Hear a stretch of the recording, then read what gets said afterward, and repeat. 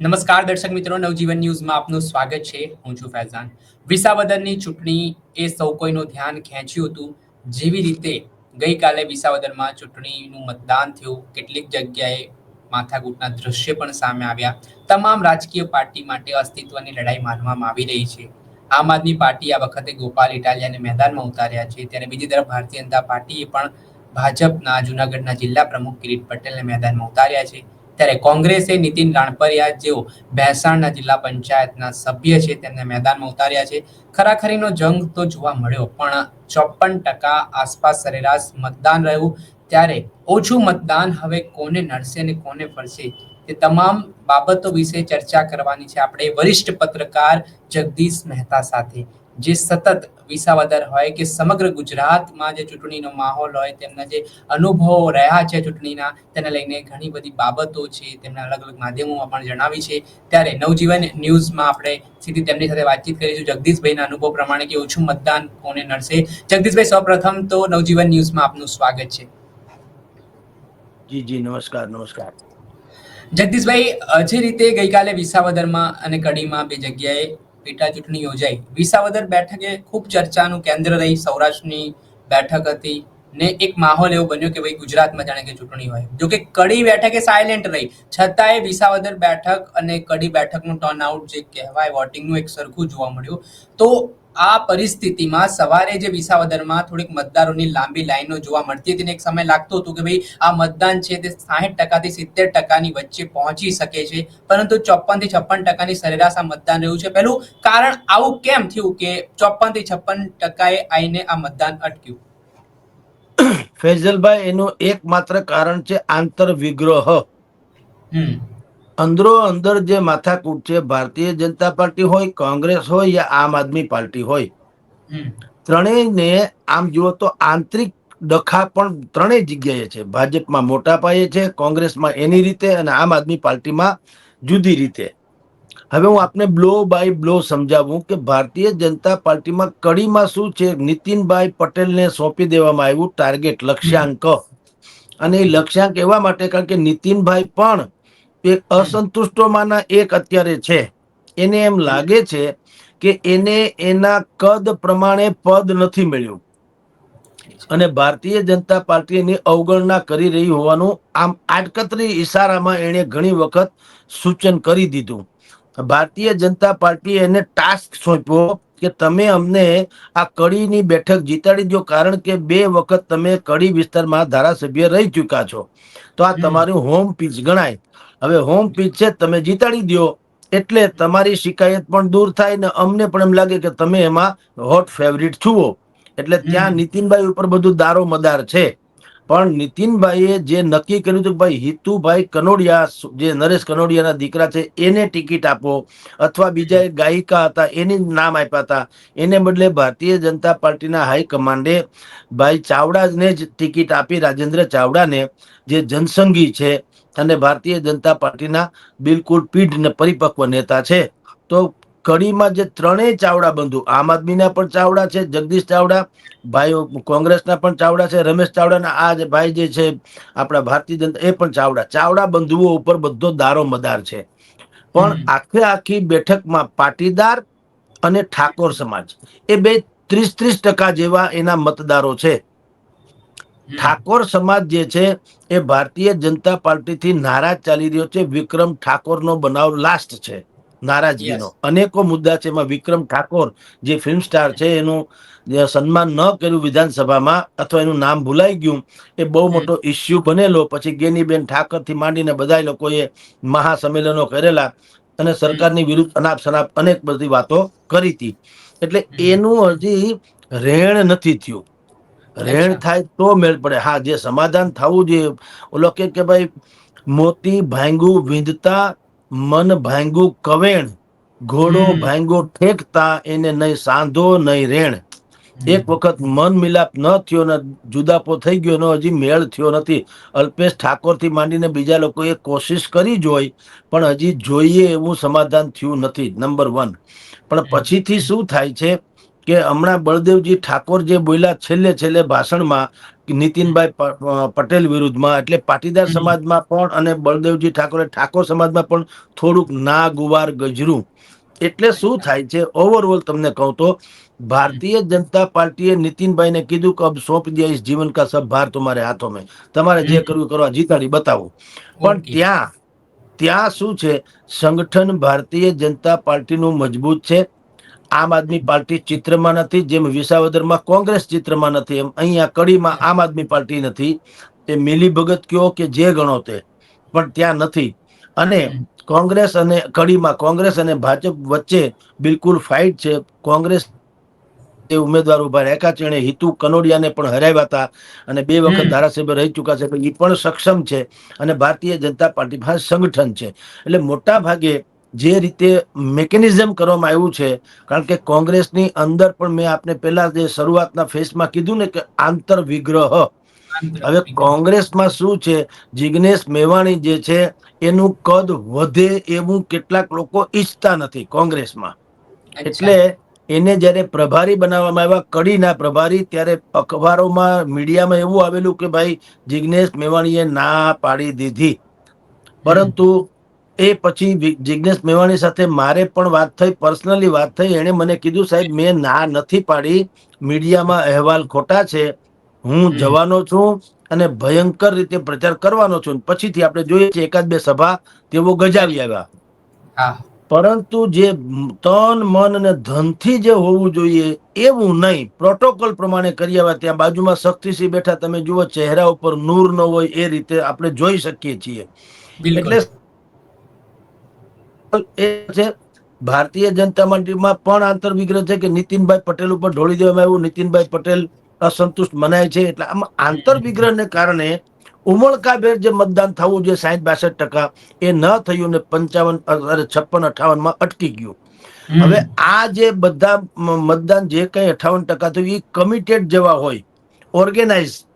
આ સ્વયંભૂ નથી, ઉમળકો નથી, આ બુદ્ધિપૂર્વક ગોઠવણ .com છે. હવે એમાં જે લોકો સફળ થાય એ જીતશે. તો આપણે સીધી રીતે માનીએ તો ભારતીય જનતા પાર્ટી સંગઠનની દ્રષ્ટિએ પેજ પ્રમુખ કયો કે એના બૂથ પ્રમુખ કયો કે જે કયો તે, એમાં ભારતીય જનતા પાર્ટીનું સંગઠન જે મજબૂત છે એમાં કોઈ શંકા નથી. એટલે મોટા ભાગે એવું લાગે છે કે કડીમાં ભલે મતદાન ધાર્યા કરતા ઓછું થયું, પણ જે થયું એ કમિટેડ થયું છે, ગોઠવણ વાળું થયું છે. અને એમાં ભારતીય જનતા પાર્ટી ફતહ મેળવે તો કોઈ જાતનો અચરજ નથી. જી સર, હવે વિસાવદરની વાત રહી. હવે વિસાવદર તો એવી ચર્ચામાં હતી કે જાણે કે આ વખતે તો જબરજસ્ત મતદાન રહેવાનું છે, બમ્પર વોટિંગ થવાનું છે, માહોલ એવો બની ગયો હતો. તો વિસાવદર અને કડી જ્યારે ટર્નઆઉટ આ બધા સરખા જ છે બંનેના, તો વિસાવદરમાં ઓછું મતદાન કેમ? કેમ કે ગઈકાલે તો વરસાદે નહોતું. વરસાદની પણ એક ચિંતાઓ ઉમેદવારોને હતી કે ભાઈ વરસાદ આવતે તો વાવણી લાયક વરસાદના કારણે મતદારો બહાર નહીં નીકળી શકે, ઘણા બધા પ્રશ્નો હતા. પણ આવી સ્થિતિ નહોતી, છતાંય ઓછું મતદાન કેમ? એમાં એવું છે, વરસાદ ત્યાં 2 દિવસ અગાઉ થઈ ગયો હતો વિસાવદર પંથકમાં. અને વરસાદ થાય પછી વરાપ, એકાદ દિવસ વરાપ રહી, એટલે કે વરસાદ ન પડે ને તડકો નીકળે તો વાવણી માટે ઉત્તમ દિવસ કહી શકાય. અને ખેડૂત વર્ગ જે છે, વાવણી એકલાથી ન થાય. એક બળદને તૈયાર કરે, એક હળને રાખે, એક બી હોમે, એક ખાતર નાખે, એક બાકીની વ્યવસ્થા કરે, આખું ઘર જોતરાય ત્યારે વાવણી થાય. એટલે હવે 2 દિવસ અગાઉ વરસાદ થયો હતો અને પછી થયું તો બિલકુલ વરાપ, એટલે કે તડકો નીકળ્યો હતો. તો વાવણી માટે ઉત્તમ દિવસ હતો.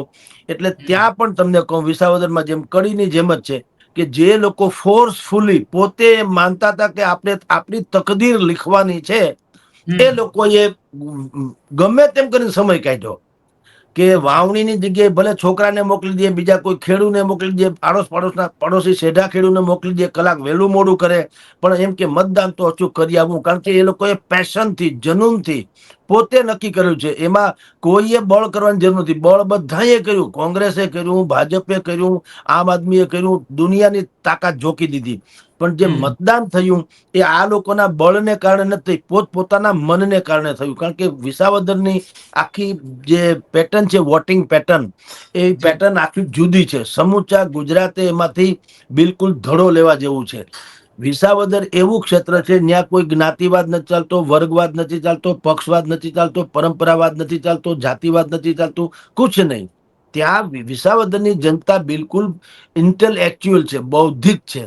એ એમ કહે છે કે યા તો એ જન્મજાત ખેડૂત હોવો જોઈએ, યા તો એ ખેડૂત માટે હોવો જોઈએ. બસ આ બે જ વસ્તુ ત્યાં છે, ખેડૂત અથવા ખેડૂત માટે.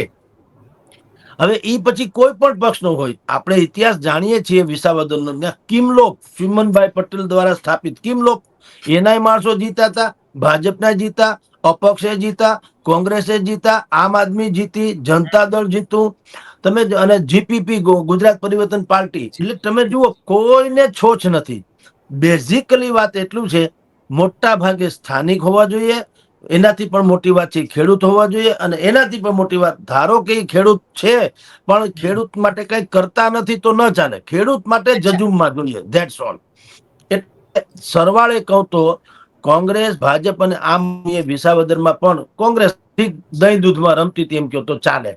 અને કોંગ્રેસે નબળો ઉમેદવાર રાખીને ભારતીય જનતા પાર્ટીને મદદ કરી દીધી. કોંગ્રેસે ખરેખર ત્યાં એવું કરવાની જરૂર હતી કે ગોપાલ ઇટાલિયન જી ના સર ચાલુ રાખો, કન્ટિન્યુ. સર આમાં જે ઓછું મતદાન થયું છે, ગોપાલ ઇટાલિયા, બોલો જે બોલો. ઓછું મતદાન થયું છે, તો હવે આ કઈ પાર્ટી માટે ફાયદાકારક રહેશે? કેમ કે જ્યારે આપણે બમ્પર વોટિંગ જોયું છે, તે એ પાર્ટી છે, દાવાઓ તો બધા કરી રહ્યા છે. ગોપાલ ઇટાલિયા કહી રહ્યા છે હું જીતી રહ્યો છું, કિરીટ પટેલ કહી રહ્યા છે હું જીતી રહ્યો છું, નીતિન રાનપરિયા પોતાની દાવો તો સ્વાભાવિક છે, બધા કરતા હોય છે, પરંતુ એક પત્રકારની રીતે એક અનુભવી વ્યક્તિ તમે રહ્યા છો, તમને શું લાગે છે ઓછું મતદાન એ કોને ફળશે?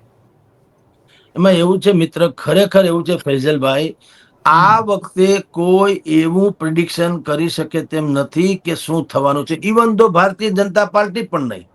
હું ભાજપના એવા દિગ્ગજોને મળ્યો છું જેને જે લોકોએ એની બધી ધુરા સંભાળી હતી વિસાવદરની, એ લોકો પણ કન્ફ્યુઝનમાં છે.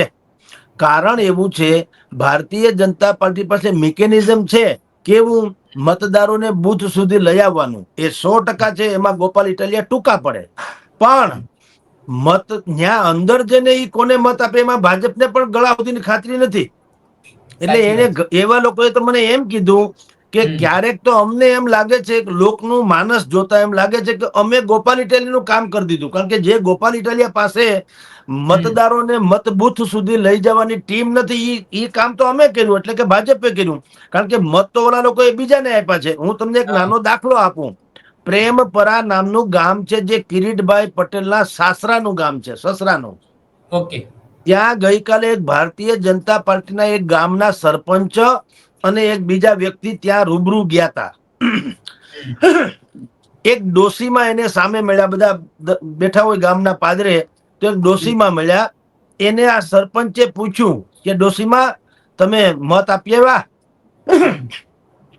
ડોસીમાએ કીધું કે ના, મારી દીકરીના 100 રૂપિયા જે તમે બીજા મતદાન જુઓ, આ કેવી કરુણા પણ છે અને કેવી વાસ્તવિકતા છે અને કેટલું સહજતાથી લોકો લે છે.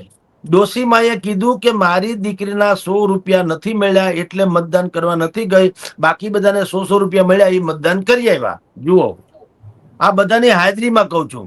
પછી એ ડોસીમાને હવે આ બોલી નાખ્યા પછી તો વટાણા તો વેરાઈ ગયા હતા.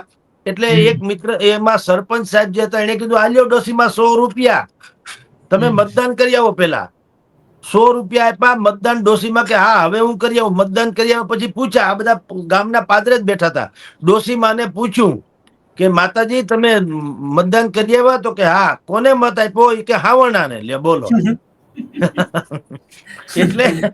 એટલે ભારતીય જનતા પાર્ટી મતદારોને મથક સુધી લઈ ગયા, પણ ન્યાય એને શું કર્યું એ ભાજપ વાળા પણ કન્ફ્યુઝનમાં છે. એટલે તમે ઘોડાને આમ લઈ જાઓ તળાવ સુધી પાણી પાવા માટે, પાણી તો ઘોડાએ પીવું પડે ને, એ તો શું કરે, એની જેવું છે.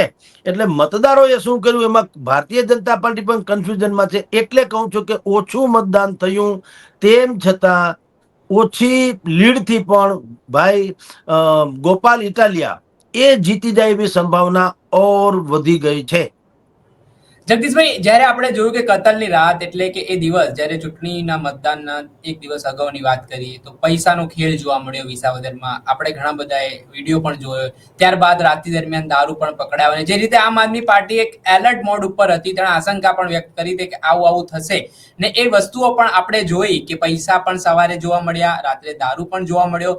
તો આ પરિસ્થિતિને એક જે ત્યાંના આમ આદમી પાર્ટીના જે કાર્યકરો હતા ને, ગોપાલ ઇટાલિયા તો 2 મહિનાથી ત્યાં ધામા નાખ્યા હતા, તો એક માહોલ નેરેટિવ જે રીતે આમ આદમી પાર્ટીએ ત્યાં બનાવ્યો, તો એક કેટલો સફળ એમને રહેશે ને આનાથી એને કેટલી મદદ મળશે? કેમ કે ગોપાલ ઇટાલિયા એક આયાતી ઉમેદવાર છે, સુરતના ઉમેદવાર છે.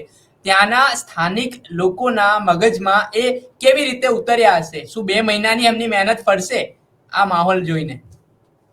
તમને એક ભારતીય જનતા પાર્ટીના દિગ્ગજ નેતાની સાથે મારી જોડે વાત થઈ ને એનો એક વાક્ય કહું એટલે તમને સમજાઈ જશે કે આખરી ભીતરમાં સ્થિતિ કેવી છે. એ ભાઈએ મને વાત કરી કે ગોપાલ તો આયાતી છે અને બિલકુલ અરાજકતા ફેલાવે એવો છે. મેં કીધું કઈ રીતે? એ કે અમારી વાડીમાં દારૂ ન હતો બીજે ક્યાં હતાડીએ? બોલો. અમારી વાડીમાં, હવે તમે વિચાર કરો, એ કે અમારી વાડીમાં દારૂ હતાડ્યો, એ લોકો એને કહી દે છે ને આવું જો એને ગામ ગધેડો કર્યો તો અમારે દારૂ હતાડવો ક્યાં? બોલો. હવે આમાં શરમ જુઓ. એમે નથી કેતા કે દારૂ પેલા તો લાવવો જ ન જોઈએ, એ નહીં, દારૂ બંધી છે ગુજરાતમાં. એને હા, ઈ તમે જુઓ માણસ કેટલા બધા, મેં તમને કીધું ને કે ટેકન ફોર ગ્રાન્ટેડ. ભ્રષ્ટાચારને પણ લોકોએ હવે સહજ શિષ્ટાચાર સ્વીકારી લીધો. તે હદે અધપતન થયું છે તંત્રનું કે ભ્રષ્ટાચારી હવે કોઈ દાગવાળી વાત નથી. તમે જોજો, જે પ્રધાન, જે નેતાએ અથવા તો જે વ્યક્તિએ વધુ પૈસા ખાધા હોય, તમે જો એને કોઈ શરમ જેવી ચીજની સમાજમાં એનો મોભો હોય, પાછું મંચ ઉપર હોય, કોઈએ બધા બોલે ખરા, બધાને ખબર છે કે આણે પૈસા ખાધા, હજારો કરોડ રૂપિયાનો માલિક છે, ઉલટા સુલટા કરીને ખાધા, એ બધાને ખબર હોય, છતાંય સમાજમાં પણ એનો ધિક્કાર નથી થતો, એનો સ્વીકાર થાય છે. તો આપણે નૈતિકતાની આ સીમા ઉપર છીએ એટલે આપણે ચૂંટણીમાં દારૂ કે પૈસા વેચાવવા કે એને આપણે બહુ અચરજભર્યું જોતા નથી. હવે આપણે તો ખેર જનતા છીએ અને સ્વીકારી લઈએ, કારણ કે જનતા પાસે બીજો કોઈ વિકલ્પ નથી. ચૂંટણી તંત્ર નામનું નિષ્પક્ષ તંત્ર તો છે ને, બિલકુલ, પણ કર્યું કાંઈ નિર્ણય કર્યો? તમે વિચાર કરો, દારૂની બાટલી 13 પેટી પકડાણી, 750 બાટલી છે, રેડ લેબલ સહિતના કિંમતી દારૂ છે, લાખો રૂપિયાનો. તો કોણ લઈ આવ્યું? કોના માટે? કશું જ થયું? કોઈની ધરપકડ, અટકાયત, પૂછતાછ કાંઈ થયું? લીગલી એને ફરિયાદ કરવામાં આવી ગોપાલ ઇટાલિયાની હાજરીમાં. એને પોલીસ થાણે જઈને પોલીસની હાજરીમાં રેડ પાછી સંભવ બની. પોલીસ છે પાછા, એમ નહીં કે ગોપાલે ડ્રામા કર્યો અને ખોટે ખોટે પકડાઈ ગયા, એવું નહીં, પોતે પેટી મૂકીને પોતે, એવું નહીં, પોલીસની હાજરીમાં કહું છું. જેના ખેતરમાંથી દારૂ મળ્યો એ કિરીટભાઈ પટેલના બિલકુલ ખાસમ ખાસ એવા વ્યક્તિના સગા ભત્રીજા છે, અશ્વિનભાઈ મહેતર, એની વાડી છે.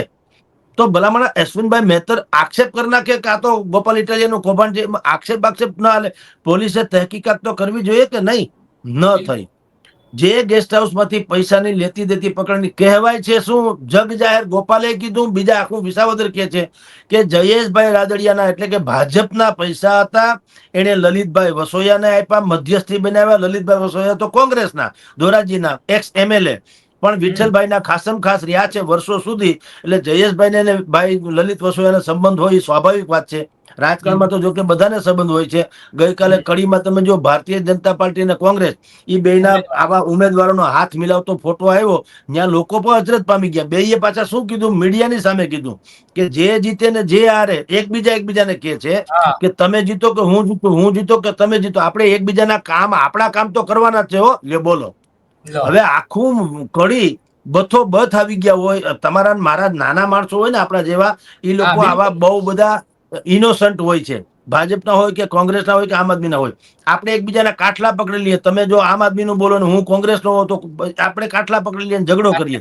હવે આ બે નેતા જેને મતદાન કરી લીધું, મતદાનમાંથી કોઈ જીતું હાર્યું 23મી તારીખે સોમવારે ખબર પડે, પણ ત્યાં તો એને હાથે મિલાવી લીધા અને કહી દીધું કે ભાઈ હવે જે પરિણામ આવે એ ગોળ્યું, જે આવે તે આપણે એકબીજાના કામ કરવાના થાય છે. બોલો લ્યો, હવે શું કરી લ્યો? એવી રીતે અહીંયા પણ લલિત વસોયા જે છે એ ભૂતકાળમાં વિઠ્ઠલભાઈ રાદડિયા જે છે એના ખાસમ ખાસ રહી ચૂકેલા છે. એટલે જયેશભાઈ સંબંધ હોય તો આખું વિસાવદર ને ગોપાલ બધાય કહે છે કે જયેશભાઈ થ્રુ લલિતભાઈ વસોયાને પૈસા આપવામાં આવ્યા. લલિતભાઈએ આમ આદમી પાર્ટીના લોકોને ફોડીને એમ કરવાનું કીધું, તમે ગોપાલ ઇટાલિયાની વિરુદ્ધમાં સોશિયલ મીડિયામાં વિડીયો મૂકો એટલે તમને 2-2 લાખ રૂપિયા આપો. અને આપ્યા ને પકડાણા. પકડાણા, રંગે હાથ પકડાણા. એમાં ભાઈ ગોપાલ ઇટાલિયાએ પકડો, વિડીયો જાહેર કર્યો, ચૂંટણી પંચને ફરિયાદ કરી, રિટર્નિંગ ઓફિસરને કીધું જુઓ આ પૈસા આવી રીતે વેચાય છે.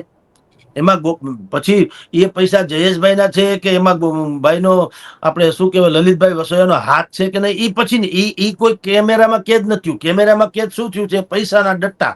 અને એ ભાઈ કે છે ગેસ્ટ હાઉસમાંથી ઉતરે છે. તો એવડી મોટી રંગે હાથ પકડાયેલાની ફરિયાદ થઈ, પણ એમાં કોઈ એક્શન લેવામાં આવ્યું નહીં. એક્શન શું લેવામાં આવ્યું ખબર છે? રાજુ કરપડા જે છે એ આચાર સંહિતાનો ભંગ માનવામાં આવ્યો કે ભાઈ તમે સમય પૂરો થઈ ગયા પછી પ્રચાર કરો છો. એટલે આ પ્રચાર તો ગોળ્યો, ઈ કોઈ પાપ નથી. આ દારૂ ઈ પાપ ન કહેવાય. આ પૈસાની લેતી જતી પાપ ન કહેવાય. ચૂંટણી પંચને ન્યા જરાય આચાર સંહિતાનો ભંગ ન લાગ્યો. હા, રાજુ કરપડાએ સમય અવધિ પૂરી થયા પછી પ્રચાર ચાલુ રાખ્યો, એમાં પોલીસે પણ કીધું બહુ ગંભીર ગુનો છે. એટલે બોલો, તો ઓલો દારૂનો ગંભીર ગુનો નહીં, પૈસા આપી ગંભીર નહીં. પ્રચાર કરવો હોય તો ખેર, હવે પ્રચાર તો માણસ શું કરે રાજકારણી હોય તો, પણ એ ગંભીર ન ગણો, ગંભીર ઓલા ગણાવવા જોઈએ, પણ એ ન ગણાણા. એટલે હું તમને કહું છું કે બધાએ ઉઘાડી આંખે તમાશો જોયો વિસાવદરમાં કે તંત્ર પણ એકનું એક છે, સરકારી મુલાઝીમો એકના એક છે, સરકારે એકના એક છે. આમાં કાંઈ કર્યા જેવું નથી. એટલે મેં તમને પેલા શબ્દ આપ્યો કે વિસાવદરે પોતાની તકદીર પોતાના હાથે લખી છે, જે સોમવારે ખબર પડશે. જી જગદીશભાઈ, ગઈકાલે આપણે એક ફોટો જોયો જે ભાજપના ઉમેદવાર છે કિરીટ પટેલ. હવે કહેવાય છે કે ભાઈ તમે જે મતદાન કેન્દ્ર ઉપર હો તેના 100 મીટર બહાર તમે રહો, એમાં તમે કોઈ એવા ચિહ્ન તમારી પાર્ટીનું ના દર્શાવી શકો. એ તો મતદાન કેન્દ્રની બહારથી જ આમ એક કમળનો ફૂલ બતાવે છે ચિહ્નમાં.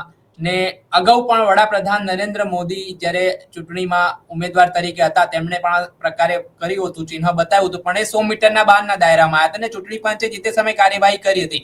તો એ જ સ્ટાઇલ ક્યાંક ને ક્યાંક ફોલો છે તે કિરીટ પટેલ કરતા જોવા મળ્યા, પણ આ તો 100 મીટરની અંદરની વાત છે. તો લાગે છે હવે ચૂંટણી પંચ આમાં કાર્યવાહી કરશે ખરેખર, જો આચાર સંહિતાની વાત હોય, ફેર એન્ડ ફેર ઇલેક્શનની વાત હોય?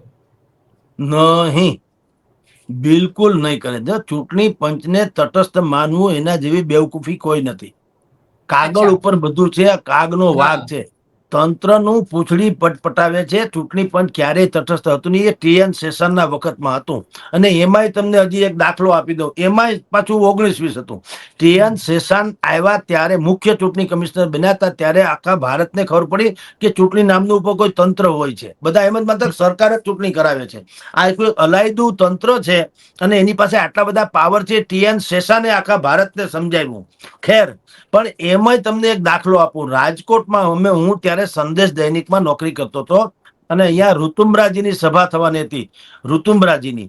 હવે ઋતુમ્બરાજીની સભા તમે આપણે બધા જાણીએ છીએ કે એ કેટલું, જેમ તમારે ઓલી બાજુ તમે જુઓ હૈદરાબાદ બાજુ કે ત્યાં ઓવેસીને ભડકાઉ ભાઈજાન કહે છે, બરાબર? એ જે બોલે તો એ તકરીર એવી ફરમાવે કે લોકોના રૂબા થઈ જાય ને કોમી એખલાસ હોય તૂટી ફૂટી જાય.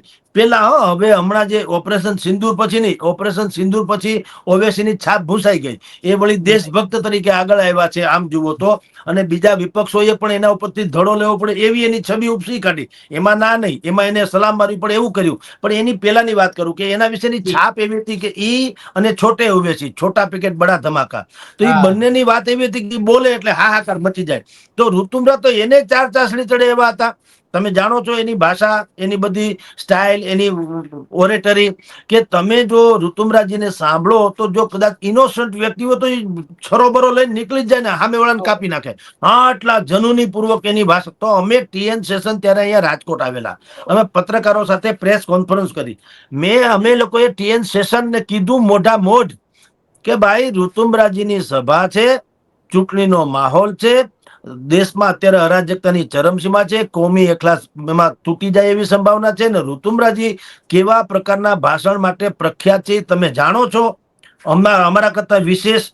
તો અહીંયા આવે અને બધો સત્યાનાશ થઈ જાય પછી તમે કઈક કાગળ ઉપર કાર્યવાહી કરો ને કરતા એવું તમે ન કહી શકો.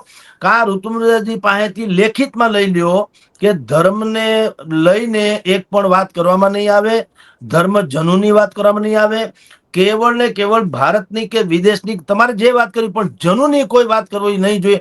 કાં તમે લેખિત લઈ લ્યો, અને લેખિત એ આપવાના નથી, આપણને ખબર છે. ઋતુમરાજી કઈ લેખિત આપે નહીં. તો મેં કીધું કે કાં તમારે એની ઉપર પ્રતિબંધ મૂકો, ભાઈ તમારે હમણાં સભા નહીં કરવી, કારણ કે એને કારણે કાયદો વ્યવસ્થા કથળે. ભાઈ તમે તો બોલીને વયા જાઓ.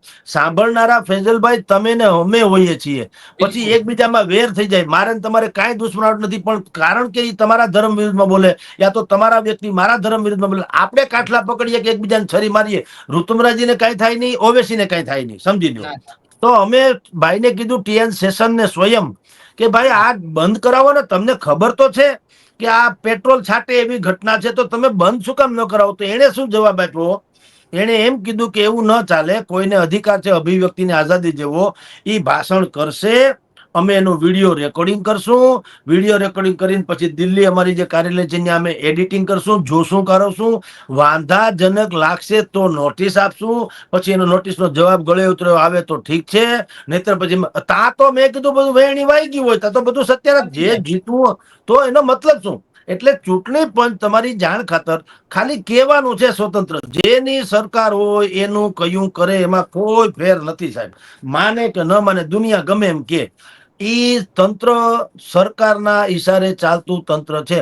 વડાપ્રધાન નરેન્દ્ર મોદીએ પણ કમળ આમ બતાવ્યું હતું ચૂંટણીમાં, તમે જાણો છો, ફાંહીએ ચડાવી દીધા. શું કરી દીધું? કઈ એક્શન એટલે નોટિસ મોકલો, નોટિસ. આ તો લવિંગ કેરી લાકડીએ રામે સીતાને માર્યા જો, અને ફૂલ કેરે દલુડીએ સીતાએ વેર વાળ્યા જો. આનો કોઈ મતલબ નહીં. નોટસ બોટસ નું આવે હું તમારે કેન્સલ કરવું જોઈએ કે ભાઈ આ ચૂંટણી નહીં, તો ધડારૂપ સજા ક્વિક થાય. એક્શન નથી આવતું, ક્વિક એક્શન. એમાં નોટિસો અને લાંબી પ્રોસેસો કરી દેવામાં આવે કશું છે. જ નહીં. એ બધું ઉલ્લુ બનાવવાના કારખાના છે, જનતાની આંખમાં ધૂળ નાખવાના. તમે વિચાર કરો, ચૂંટણી પણ શું કે છે, 30-35 લાખ રૂપિયામાં ધારાસભાને 1.5-2 કરોડમાં જે એની પૈસાની મર્યાદા છે કે આટલામાં લડવાની છે, એટલામાં લડાય છે. ચૂંટણીની ટિકિટ જ પેલા 4 કરોડ રૂપિયામાં મળે છે અમુક બિલકુલ લોકો બિલકુલ માટે. સાચી વાત. પછી પ્રચારમાં મેં ગઈકાલે સાંભળેલી વાત કરું છું, આના કઈ લાંચના તો પુરાવા હોય નહીં. ના હોય ના એક હોય પાર્ટી વિશે સાંભળ્યું છે કે 40 કરોડ રૂપિયા વાપર્યા, વાપર્યા છે. ઓહો એમાં 13 કરોડ રૂપિયા તો ખાલી ભેસાણમાં.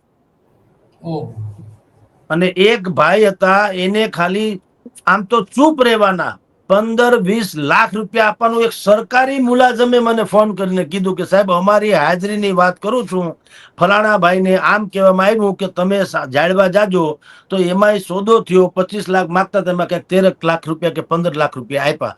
હવે આ તો નજરે સાક્ષીના લોકો બધા કહી રહ્યા છે. તમે વિચાર કરો, એક ધારાસભાની બેઠક, એમાં જો 30-40-50 કરોડની વાતો છે, વાતોમાં મેં કીધું લીગલી કાંઈ નથી. કોઈ આપણને કાલ સવારે કે તમારી પાસે શું પુરાવા, અને ઓન ભાઈ પેપર લાંચના કઈ પુરાવા હોય. હા, ના હોય. ગામમાં કર્ણ જે કહેવામાં આવે, તો એ માનવાને કારણ એટલા માટે છે કે આ બધું આપણે જોઈએ છીએ. આટલા બધા ચા પાણી નાસ્તાના તમે સ્ટોલની જેમ ઊભું 22-24 કલાક તમે ખવડાવો, પીવડાવો, નાસ્તા કરાવડાવો, જમવાનો પૈસા આપો, બધા લોકોને બોલાવી આવો. આ સુરતમાં ગોપાલ ઇટાલિયા છે, ત્યાંથી 150-150 બસ એમ કે કરી તે અહીંયા ભેસાણમાં લાવવાના. પોલીસે ન આવવા દીધી અલગ વાત છે, પણ એ 150 બસ તો પૈસા ક્યાંથી આવે? ભલે ગોપાલ ઇટાલિયા કહેતા હોય ભાઈ મારી પાસે કાંઈ નથી, મારી પાસે કાંઈ નથી, હું તો તમારો સેવક. કાંઈ નથી નહીં, તમે પણ પ્રચાર કરો, પૈસા ક્યાંથી આવ્યા? મેં એવું સાંભળ્યું છે તમારી જાણ ખાતર કે ગોપાલ ઇટાલિયાને ફાઇનાન્સ પણ એક બહુ મોટા પાટીદાર ઉદ્યોગપતિએ કર્યા છે, પૈસા એને આપ્યા છે. કારણ આમાં ભીતરી ડખા છે. હા, હવે સાચું ખોટું મેં કીધું એમ રામ જાણે, પણ ખાલી આપણે ભાજપ એમની બધાય હોળે હરાવેલા છે, કોઈ ઓછી માયા નથી, સમજી લ્યો. એટલે હા, દરેકે પોતાનાથી બનતું બધું જ ખોટું સાચું બધું કરી લીધું. દેખાડો જુદી વાત છે. તો ચૂંટણી પંચને જેમ તમને મને કે ગામના હું તમને કહું, હાવ અભણ માણસને ખબર પડે કે ભાઈ આમાં આટલો ખર્ચો થયો હોઈ શકે, ચૂંટણી પંચને ખબર ન હોય. અહીંયા અમારે મેં કીધું ને, વજુભાઈ વાળાએ એક વખત એના સોગંદનામામાં જણાવ્યું હતું કે મારી પાસે ખટારા જેવું ગાડીનું નામ આપ્યું, કે હાવ જૂની ગાડી કાર આવે ને એક જમાનાની, મારી પાસે એ કાર છે મારુતિ જેવું, એથી પણ ખરાબ કંઈક હતું મોડેલ. એ કાર છે ને 18,000 રૂપિયા રોકડા છે, આવું સોગંદનામામાં લખેલું. બરાબર. હવે અહીંયા તમે રાજકોટમાં પૂછ, દર ત્રીજું ઇમારતમાં વજુભાઈનો ભાગ છે, એવું આખી દુનિયા કહેશે. એ પુરાવો થાય નથી જવા દો, પણ જે વસ્તુ નથી ઓફ ધ રેકોર્ડ હોય એનાથી સારું કોઈ પણ વસ્તુ છે ને ઓન રેકોર્ડ નથી હોતી. ઓન રેકોર્ડ બધું બોગસ હોય, ઓફ ધ રેકોર્ડ બધું સાચું હોય. તમે હું રહોડામાં વાત કરીએ, તમારા ત્યાં લાઇટ ઓછી છે કે વધુ તમારા સ્ટુડિયોમાં, તમને ખબર હોય, એ ઓફ ધ રેકોર્ડ પર વાત સાચી હોય.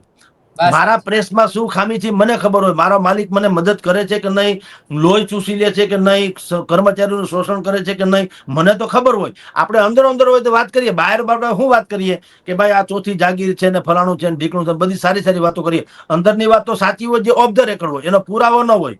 એમ અહીંયા તમે વિચાર કરો ભાઈ, દર ત્રીજી ઇમારતમાં તમે પૂછો કહો કે ભાઈ વજુભાઈની છે, વજુભાઈની છે, વજુભાઈની છે, તો તમે કહો મારી પાસે 18,000 રૂપિયા રોકડા છે, આનું શું કરી લેવું? એટલે હાવ હંબક છે, લોકતંત્રના નામે નૈરો ફારસ છે, બેવકૂફાઈની ચરમસીમા છે. અને ક્યાંય તંત્ર જેવું ને લાભ, તમે શપથ લ્યો ત્યારે શું કહો છો? મારી સંજ્ઞાનમાં જો કોઈ પણ વસ્તુ આવશે તો હું નિષ્પક્ષ રીતે કામ કરે છે. કોઈ નિષ્પક્ષ નથી. તોડી નાખતા. કોંગ્રેસમાંથી ભાજપમાં લઈ લે, ભાજપમાંથી કોંગ્રેસમાં લઈ લે, આના પૈસા આનંદ, આના પૈસા આનંદ, કરોડો રૂપિયાના કૌભાંડ. તો કોઈને શરમ જેવી ચીજ છે?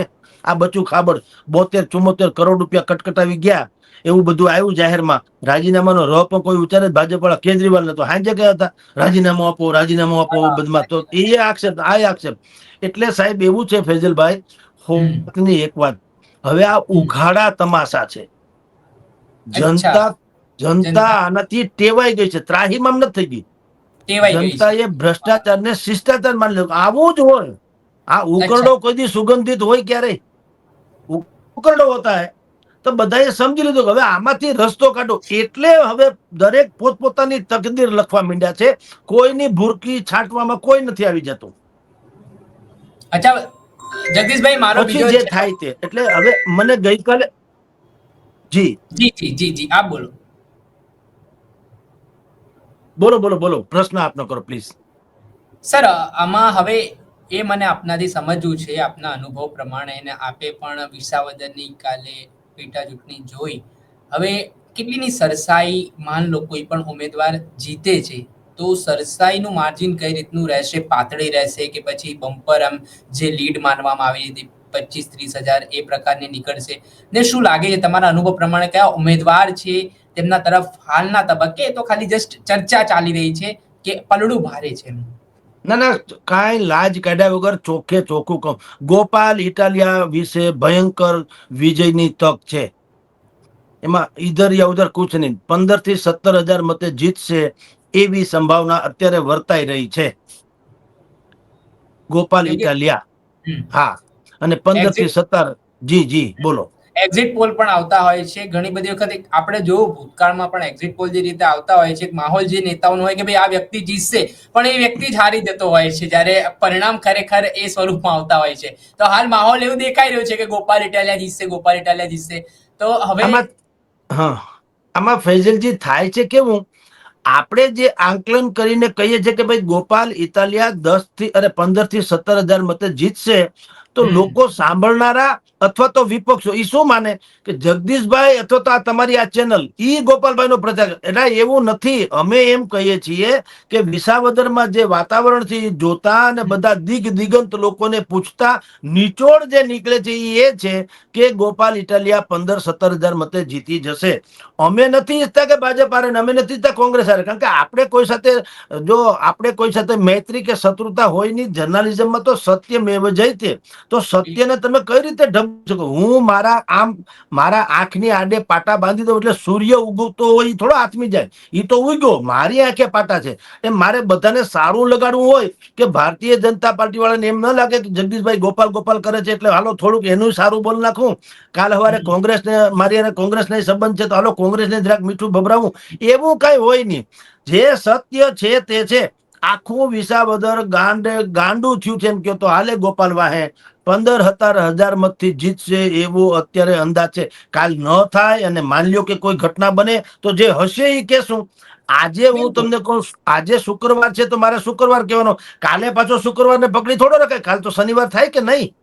એમ કાલે જે થશે, કારણ કે આપણું કોઈ ઇન્વોલ્વમેન્ટ નથી. જો હું કોઈ ભવિષ્ય વેતા તો છું નહીં. આપણે શું કરીએ છીએ ત્યાં ભાજપ, કોંગ્રેસ, પછી કેટલાક સામાજિક અગ્રણીઓ, કેટલાક રાજનીતિજ્ઞો, એવા બધા જ લોકો 50-60 લોકોને એવરીડે આપણે પૂછતા હોઈએ અલગ અલગ રીતના. અને પૂછીને જે નિષ્કર્ષ નીકળે એના આધારે આપણે કહીએ ગોપાલ ઇટાલિયા વિસાવદરમાં જીતે છે અને કડીમાં ભારતીય જનતા પાર્ટી જીતે છે. આ સીધી વાત, આમાં કાંઈ ઓલી શે શરમ ને જો ને તો ને હૈસિયત છે નહીં. જે નિષ્કર્ષ નીકળેથી આ છે, પછી પરિણામમાં બદલી જાય તો દુનિયા આખીમાં હું તમને કહું, ટ્રમ્પે કીધું કે મેં કીધું એટલે પાકિસ્તાનનું યુદ્ધ બંધ રહી ગયું ભારતનું, તો એ પછી બધા ખોટા પડ્યા. તો એમાં ક્યાં કઈ શરમાવાની વાત હોય? એને બોલ્યા તો બધાએ લખ્યું, પછી ન થયું તો મોદીએ ના પાડી તો એ લખ્યું. હવે મહારાષ્ટ્રમાં તમે જુઓ, બધી ટોટલી જેટલી રેટિંગ એજન્સીથી માંડી અને જેટલી પણ આ સર્વે કરનારી છે, બધી જ લોકોએ શું કીધેલું કે મહારાષ્ટ્રમાં કટોકટી ભયંકર થવાની છે, ભારતીય જનતા પાર્ટીને મુસીબત થશે, અને જો એનડી એલાયન્સના પક્ષો એક થઈ જશે તો સરકાર પડી ભાંગશે. શું થયું? આખું ચિત્ર ઉલટી ગયું. ટ્રિમન્ડસ બહુમતીથી ભાજપની સરકાર બની તો બધાય ખોટા પડ્યા. તો હું એ બધાએ પૈસા ખાઈને બોલ્યા હતા. એટલે આપણે જે ઘણા ચેનલોમાં આપણે વાત કરી છે કે ભાઈ અત્યારે ગોપાલનો ન્યા જમાનો છે, એ તો છે, એ છે, એમાં કઈ ના કેમ પાડી શકાય? ગોપાલ કેમ આશીન છોકરો છે અને કિરીટભાઈ કેમ બાપે મારા વેર છે? જે છે એ કહેવાની વાતો છે, પણ લોકોને ચૂમે, એને ખૂંચે. એ કે તમે યાર ગોપાલ નું બોલો, પણ ભાઈ હું નથી બોલતો, વિસાવદર બોલે છે, તમે સમજો. જનતા બોલે છે. જનતા બોલે છે તો કેવું પડે ને. એટલે તમારી જાણ કદર, એક પણ શબ્દ ચોર્યા વગર તમને કહું, ગોપાલ ઇટાલિયા 15-17 હજાર મતે જીતશે એવું ન્યાનું આંકલન છે. અને કડીમાં ભારતીય જનતા પાર્ટી પાતળી બહુમતીથી પણ જીતી જશે એવું ન્યાનું આંકલન છે. જી, તો જે રીતે આપણે જોયું, મારો છેલ્લો પ્રશ્ન છે તમારે, જે ઘટનાક્રમ ગઈકાલે વિસાવદરમાં રહ્યું, આમ આદમી પાર્ટીના નેતાઓના આરોપો એવા હતા કે ભાઈ ચૂંટણી પંચની વાત હોય કે પોલીસનું વલણ હોય, જે રીતે તે અલગ અલગ જગ્યા ફરતા હતા ત્યારે ઘર્ષણના દ્રશ્ય મોટા ભાગે જોવા મળ્યા, બોલાચાલીના દ્રશ્યો જોવા મળ્યા, અને તેમના એવા આરોપો હતા કેટલા લોકોએ બોગસ મતદાન કરાવવાના પ્રયાસો પણ કર્યા. જોકે આમ આદમી પાર્ટીના એક નેતા જોડે મારી કાલે જે વાત થઈ, તો તેમનું કહેવું છે કે જે માત્રામાં એ લોકો કરાવવા માંગતા હતા તે પ્રકારે બોગસ મતદાન છે વિસાવદરમાં થયું નથી, કેમ કે એમણે કાર્યકર્તાઓની એવી ફોજ ત્યાં ઉતારી હતી. તો શું લાગે, તમે શું માનો છો આ બાબતમાં? જુઓ, હવે લગભગ અસંભવ છે. આપણી બહુ ઊંડાણવાળી એમાં વાત નથી, પણ હું નથી માનતો કે હવે બોગસ થઈ શકે. એટલા માટે એક તો દુનિયાભરનું કાર્ડ બાળ ઇત્યાદિ છે, બધું છે. 10 વખત તમે ગણને ગાળીને જાઓ ત્યારે અંદર જઈ શકો છો. પાછા સામે બધા લોકો બેઠા હોય છે ને, રિટર્નિંગ ઓફિસર તરીકે ભાજપ, કોંગ્રેસ, આમ આદમી બધાના બેઠા હોય, અને વિસાવદર જેવડું ગામડું હોય, બધાને બધી ખબર હોય. એટલે મોટા ભાગે સંભવ નથી બોગસ વાળી વાત તો કોઈ કાળે, કારણ કે તમારું ફોટા આઈ કાર્ડ સાથે મેચિંગ થાય ત્યારે તો તમને જવા દે છે. કઈ રીતે બોગસ થઈ શકતું? એટલે આપણો બહુ, જોકે હું નથી માનતો કે બોગસ વાળી વાત થઈ શકે. એમ પરાણે થઈ શકે. હું ઘરે બેઠો છું, મારે મતદાન નથી કરવા જવું દાખલા તરીકે, તો સંભવ છે કે મને પૈસા આપીને કે ગમે તેમ કરીને પણ મને મતદાન મથક સુધી લઈ જાય અને મત નખાવાની કોશિશ કરે એવી સંભાવના છે. એ તો સાહજિક વાત છે. બોગસ વાળી વાતમાં તો મને હવે કઈ ગળે ઉતરે. આ ઈવીએમ જેવું છે, ક્યાંક જીતી જાય આગળ તો કે ઈવીએમ માં ગોટાળા છે. એટલે ઈવીએમ માં ગોટાળા હોય તો 240 બેઠકે અટકી જાય 400 પાર ની વાત કરનારી પાર્ટી. તો ઈવીએમ માં તો 400 ને બદલે 450 ન લઈ લે. આ બિલકુલ. કલકત્તામાં ઓલા બેન છે, મમતા બેન, માથા ભારે બેન છે, અને હાંજ પડે 17 વખત આમ ભારતીય જનતા પાર્ટીને ઊંઘ હરામ કરી દે છે, તો એને હરાવી ન દે, ન જીતી. એટલે ઈવીએમ માં તો પાછા વિપક્ષ નહીં બોલે. ન્યા જા પોતે જીતે, લોકતંત્રનો ભવ્ય વિજય થયો છે, આ તાનાશાહીને દૂર કરી છે. તમે હારી જાઓ તો ઈવીએમ. એટલે એ બધી વાતમાં આપણે નથી માનતા, કારણ કે સાયન્ટિફિકલી પણ એ સંભવ નથી એવું પાછું પુરાવો થયો. ટેકનિકલી સંભવ નથી એવું ત્યાં ચૂંટણી પંચે બધાને બોલાવ્યા હતા. તમામ પક્ષના નેતાઓને કીધું તમે તમારા ટેકનોલોજીના ટેકનોક્રેટ્સ કહી શકાય એવા નિષ્ણાંતોને લઈને આવો, અને આ રહ્યો આ ઈવીએમ મશીન લ્યો, બતાવી દો આમાં કઈ રીતે હેંગ થઈ શકે, કઈ રીતે હેરાફેરી થઈ, તમે બતાવી દો તો હું તમને કહું. બધા આવ્યા, જોઈ ગયા, કાઢવા. ન્યા કોઈએ ન કીધું. બહાર જઈને પાછા પોતપોતાની લેબોરેટરીમાં કીધું જુઓ આમ થાય ને તેમ થાય, પણ તો અહીંયા કરી દો ને. એટલે આવી બધી વાત છે. એ વાતની બોગસ વોટિંગ અને ઈવીએમ એ ગળે ઉતરે ને એવી વાત. કારણ આપણે ટેકનોલોજીના માસ્ટર નથી, પણ હજી સુધી જો એવું થતું હોત તો હું એટલું તો માનું કે નરેન્દ્ર મોદી 240 અટકી જાય નહીં.